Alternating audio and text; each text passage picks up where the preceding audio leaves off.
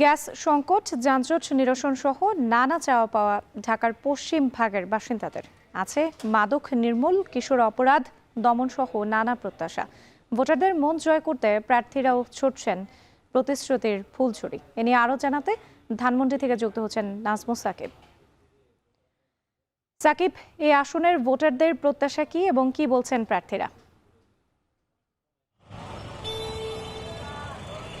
রাত্রি মূলত ঢাকার যে পশ্চিম ভাগ বলছিলেন, অর্থাৎ ঢাকার আমরা দেখেছি যে ধানমন্ডি কিংবা মোহাম্মদপুর সহ যে এলাকাগুলো রয়েছে সেই সব এলাকায় কিন্তু একটা বড় সংকট আসলে দেখাই যায়, যে কিশোর গ্যাং কিংবা যেই নানা ধরনের ছিনতাইয়ের যে অপরাধগুলো আছে এবং এছাড়াও যানজটের যেই একটা সংকট, সেই যানজটটাও কিন্তু আসলে ঢাকার এই রাস্তাগুলোতে দেখা যায়।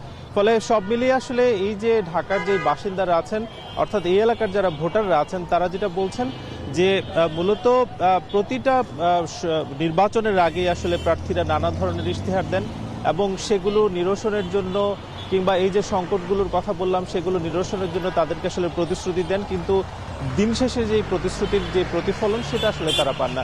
ফলে এবার তারা আসলে প্রত্যাশা করছেন যে নতুন আসলে যারা এবার প্রার্থী হয়ে দাঁড়িয়েছেন কিংবা যারা আসলে জনগণকে নানা ধরনের প্রতিশ্রুতি দিচ্ছেন, তারা যেটা বলছেন যে তাদের প্রতিশ্রুতির যাতে প্রতিফলন হয়। আমরা এই যে মোহাম্মদপুর এবং ধানমন্ডি সহ ঝিকাতলার যেই ভোটাররা আছেন তাদের সঙ্গে আমরা কথা বলেছি।